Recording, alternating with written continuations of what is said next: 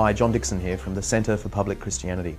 We're talking with Professor John Lennox about the problem of evil and suffering. John, Richard Dawkins says that we observe in our world exactly the sorts of things you would expect if there's no rhyme and reason, no God, nothing but blind, pitiless indifference.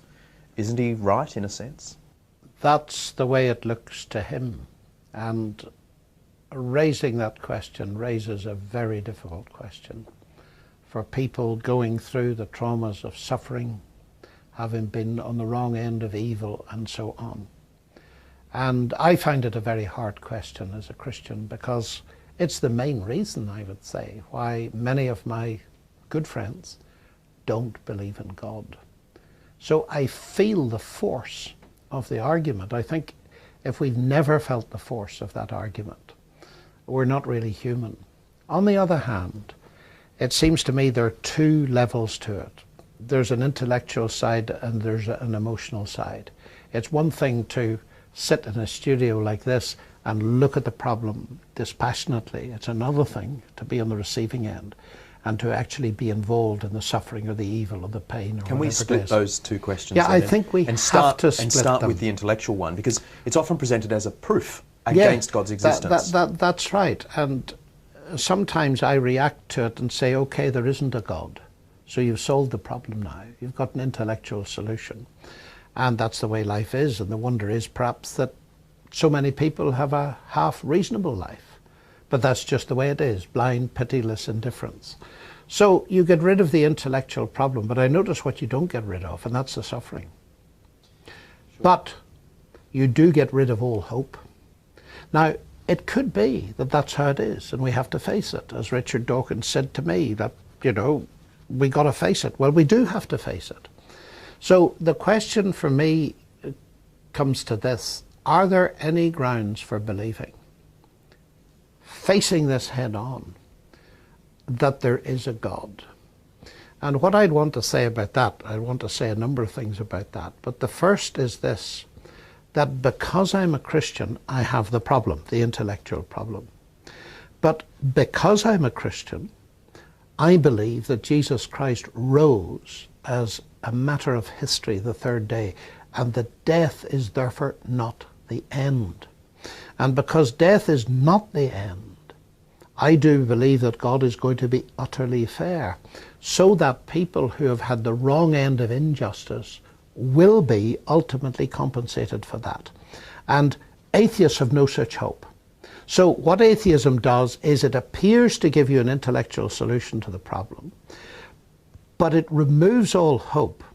It removes all hope of justice, which contradicts the very way in which we humans feel. We sense that there must be justice out there somewhere. Now, that doesn't prove there is, but it might make us disposed to have a look at the evidence that there is justice. Now, I will now have to move over to the other side of this question, because both sides now belong together, and it's this. You see, the heart of Christianity for me is not simply the resurrection, it's what preceded it. And we know that Jesus died, he was crucified.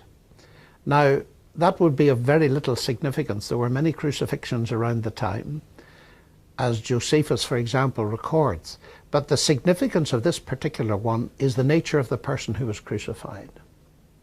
The claim is that this is God incarnate. Now, a lot of people will find it very difficult to follow this, but it's good to see what the logic is. So try to come along with me. If this is God incarnate, the question is, what is God doing on a cross, to put it crudely and pointedly? And what I would say about that is this: that at the very least, it shows me that God has not remained distant from the problem of human suffering, but has actually become part of it. Now that, to my mind, is a window into a possibility that brings real hope, and historically has brought hope to millions of people that have had to cope with the most awful of sufferings, but somehow have had the strength to see that in the death of Christ, there's a window into the heart of God, that this is what God is like. So the question is really this: we find the universe to be ragged. There are some good things. There are some very bad things. Is there enough evidence amidst all of this raggedness to trust God for the ragged bits? And I would want to argue that the cross of Christ is not a simplistic solution to this. There will be the ragged ends, and I feel them, but is the beginnings of it. But what does it really have to say to the mother who loses a child, for instance? Well, for example, perhaps I put it in a slightly wider context than that. I nearly died last Christmas because of problems with my heart, and the medics got to me in time. And people would say to me, well, that's marvellous, you know, God rescued you. But I'm aware that in the very same year, last year, my own sister lost a 22-year-old daughter, a beautiful girl, full of life, very gifted, to a brain tumour that carried her away. Now, it seems to me that if Christianity is to be at all credible, it's got to not simply say to me, well, that's marvellous, God rescued you and you've got a bit more life. It's got to be able to say something to her, and I know it has said something to her because she's my sister. We've discussed this. And there's plenty of weeping and grief because grief is very real. But evidence of God's love, that she will see that daughter again, that that daughter is not ultimately lost, that the parting, though very painful, is only temporary. Now, atheism hasn't got that to offer. So the basic question is this hope that Christianity offers true? And that will bring us straight back to the resurrection of Jesus. If that didn't happen, we can forget about it.